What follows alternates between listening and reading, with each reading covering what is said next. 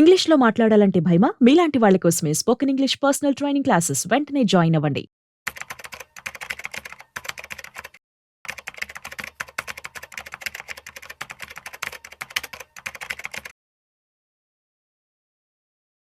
రెగ్యులర్‌గా మనం mutual funds అదేవిధంగా స్టాక్ మార్కెట్ రెండిటి మీద కూడా ఎక్కువ ఆధారపడుతూ ఉంటాం. అట్ ది సేమ్ టైమ్ దీని మీద ఎక్కువ రిటర్న్స్ వస్తాయని కూడా మనకు తెలుసు. కానీ మనం రెగ్యులర్‌గా వింటున్నది ఈ మధ్య crypto currency at the same time bit coins. అసలు వీటిలో ఇన్వెస్ట్‌మెంట్ చేయొచ్చా? అసలు వీటిని మనం ఏ విధంగా చూడొచ్చు?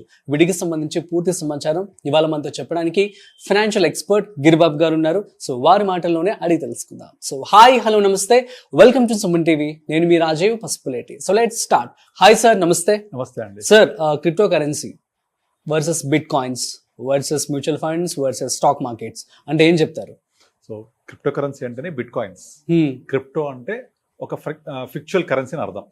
దాంట్లో one of the major currencies bitcoins versus mutual funds versus stock market కదా. సో దీంట్లో మీకు ఒక 2-3 క్వశ్చన్స్ అడుగుతాను. సపోజ్ ఇప్పుడు మీకు మ్యూచువల్ ఫండ్స్ ఇన్వెస్ట్ చేసాము, సో మీ ఫోన్ పోయింది, మీ దగ్గర యూజర్ ఐడి పాస్వర్డ్ లేదు, సో మీరు ఏం చేస్తారు? అప్పుడు ఆ రెస్పెక్ట్ వెబ్సైట్కి వెళ్తారు, అక్కడి నుంచి తీసుకుంటారు. కస్టమర్ కేర్ ఉంటుంది, అక్కడి నుంచి తీసుకుంటారు. పాన్ కార్డ్ తోటి మనం ట్రేస్ చేసుకోవచ్చు. సపోజ్ సేమ్ క్రిప్టో కరెన్సీ ఒక ఫోన్లో ఉంది, యాప్ ద్వారా ఫోన్ పోయింది, రిట్రీవ్ చేయగలుగుతారా మీరు? ఇంపాసిబుల్. కస్టమర్ కేర్ ఉందా? లేదు. ఇది ఏ కంట్రీలో మేనేజ్ అవుతుంది? తెలియదు. సో ఇది ఎందుకు పెరుగుతుంది? No reason. ఎందుకు తగ్గుతుంది? No reason. దీన్ని బయట వాడగలమా ఫిజికల్గా? No idea. అసలు ఎక్కడ జనరేట్ అవుతుంది?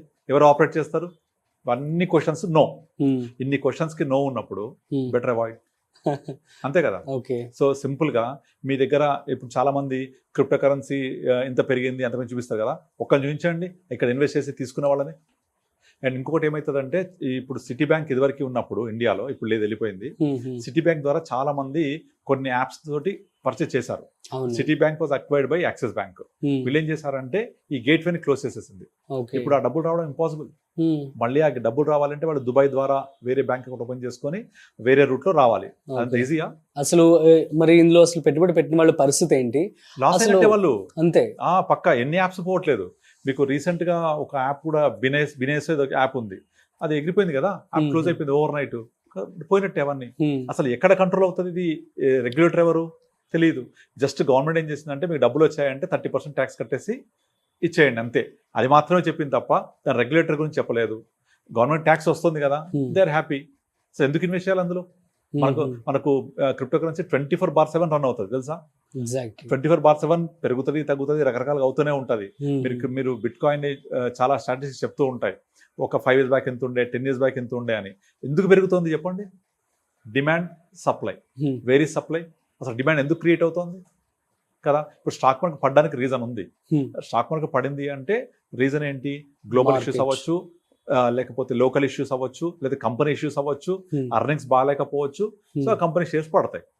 ఏమన్నా ట్రంప్ టారిఫ్స్ ఇంపోజ్ చేశాడంటే ఎకానమీ ఎక్స్పోర్ట్ చేయడం తగ్గిపోతుంది కాబట్టి మనకి ఇమీడియట్ తగ్గుతుంది కొద్దిగా. సో అలా మార్కెట్స్ వదిలిపోవడానికి రీజన్స్ ఉంటాయి, రైట్. మళ్ళీ పెరగాలంటే పెరుగుతాయి, అండ్ దానికి అన్నిటికీ ఒక ప్రాపర్ వేలో వెళ్తాయి. సో మీరైతే ఇప్పుడు క్రిప్టో కరెన్సీ కానీ బిగ్ నో మామూలు నో కాదు, big no. No time, big time no. Unless దాని రెగ్యులేటర్ ఎవరు, గవర్నమెంట్ ఆఫ్ ఇండియా యాక్సెప్ట్ చేసి దానివల్ల మనకు ఏదైనా బయటకు తీసుకునే అవకాశం ఉండి మనము చలామణిలోకి వస్తే ఆలోచించవచ్చు. బట్ అది జరగనంత వరకు better avoid crypto currency, any kind of bit coins. ఎందుకంటే ఇప్పటిదాకా మీరు ఎవరు ఇన్వెస్ట్ చేసినా వాళ్ళని డబ్బులు ఇన్వెస్ట్ చేసి తీసుకొని అకౌంట్లో చూపించమని అడగండి, ఒక్కరి దగ్గర ఉండవు. అల్టిమేట్ లాస్ అవడమే. ఎందుకంటే గ్రీడ్ అండ్ ఫియర్ వస్తుంటుంది కదా. నేను బోల్డ్ ఎగ్జాంపుల్స్ విన్నాను. నేను చాలా మంది పెట్టారు, బిగ్ టైం మనీ పెట్టారు, కానీ ఎవ్వరు కూడా ఇప్పటి వరకు ప్రాఫిట్ లో లేరు. అంతా లాస్ అవ్వడం. ఎందుకంటే కరెక్ట్గా పెరిగినప్పుడు తీసుకోవడానికి వీలు కాదు, తగ్గినప్పుడు వెయిట్ చేస్తూ ఉంటారు. సో దానివల్ల ఎట్టి పరిస్థితుల్లో మనకు యూజ్ అవ్వదు అది. So better mutual funds and stock market. Mutual funds ఏంటంటే మ్యూచువల్ ఫండ్స్ లో అండర్లయింగ్ అసెట్ స్టాక్స్ కదా. ఆ స్టాక్స్ పెరుగుతుంటే ఫండ్ పెరుగుద్ది, స్టాక్స్ తగ్గితే ఫండ్ తగ్గుద్ది. సో ఈ స్టాక్స్ ఏంటివి? కంపెనీస్. ఆ కంపెనీస్ ఏం చేస్తాయి? ఏదో ఒక వ్యాపారమో సర్వీసో చేస్తాయి. ఫర్ ఎగ్జాంపుల్ ఒక లార్జ్ క్యాప్ ఫండ్ తీసుకోండి, దాంట్లో ఏముంటాయి? కంపెనీస్ లార్జ్ క్యాప్ స్టాక్స్ ఉంటాయి. మిడ్ క్యాప్ తీసుకోండి, మిడ్ క్యాప్ స్టాక్స్ ఉంటాయి. ఇవన్నీ ఏం చేస్తాయి? ఏదో ఒక ప్రోడక్ట్ సర్వీసెస్ చేస్తాయి కదా. ఎవరి కోసం చేస్తాయి ఇవి? బిజినెస్ ఎందుకోసం చేస్తాయి? మనుషుల కోసమే. సో ఇప్పుడు రేపు పొద్దున యుద్ధం వచ్చింది అని చెప్పేసి మనం పళ్ళదోముకుని ఉంటాం కదా, బ్రష్ చేసుకుంటాం. అంటే you're buying Colgate Palmolive. So business అవుతుంది దానికి. సో తర్వాత టీ తాగుతాం, Nescafe, Tata tea, Chakra gold business అవుతుందా?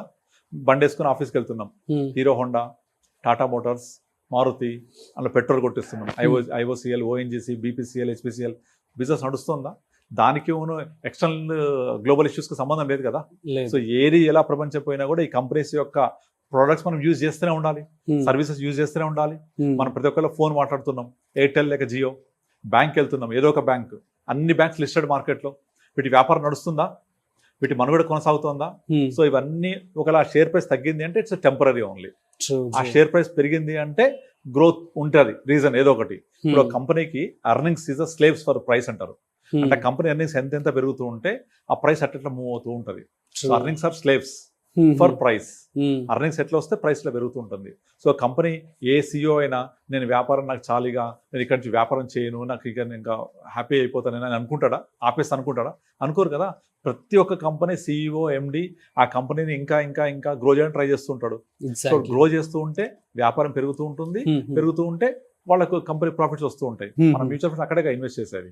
సరే ఈ టైంలో ఏదైనా కంపెనీ అసలు వ్యానిష్ అయిపోయింది, అసలు పర్ఫామ్ చేయట్లేదు, ఏదో ప్రాబ్లం వచ్చింది, టెక్నాలజీ పోవడం వల్ల కంపెనీ పర్ఫామ్ చేయట్లేదు, లైక్ నోకియా అవ్వచ్చు, కోడాక్ అవ్వచ్చు, ఇలా హెచ్ఎంటి వాచ్ అవ్వచ్చు కదా. మనం తీసుకెళ్ళి మొత్తం ఒక దగ్గర పెట్టట్లే కదా.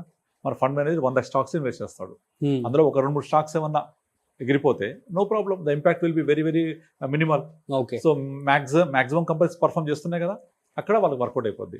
సో మీరు ఎప్పుడైతే స్టాక్ మార్కెట్ డైరెక్ట్ ఇన్వెస్ట్ చేస్తారో మనకు తెలిసి ఉండాలి ఈ కంపెనీ పరిస్థితి ఏంటి, ఎలా పెరుగుతుంది, ఎలా తగ్గుతుంది, దాని యొక్క గ్రోత్ రేట్ ఏంటి, దాని ఓనర్షిప్ ఏంటి, మేనేజ్మెంట్ ఏం చెప్తుంది అని తెలియాలి. అది తెలియదు కదా.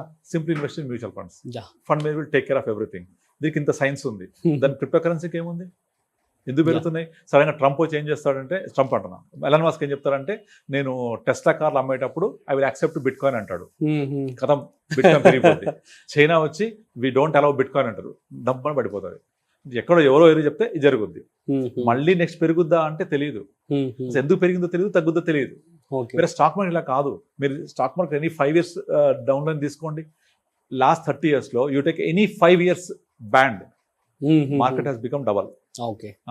Any investment has become more than 15% average return per annum. Any 5 years, including COVID, including recession, ఏదైనా తీసుకోండి. ఆ 5 years పీరియడ్ లో మార్కెట్ ఆన్ అండ్ యావరేజ్ గా 12-15% ఇచ్చింది. బట్ ఆ 5 years పీరియడ్ లో 15 ఇవ్వదు. అప్ అండ్ డౌన్ ఉంటుంది. కానీ దీనికి వెనక సైన్స్ ఉంది.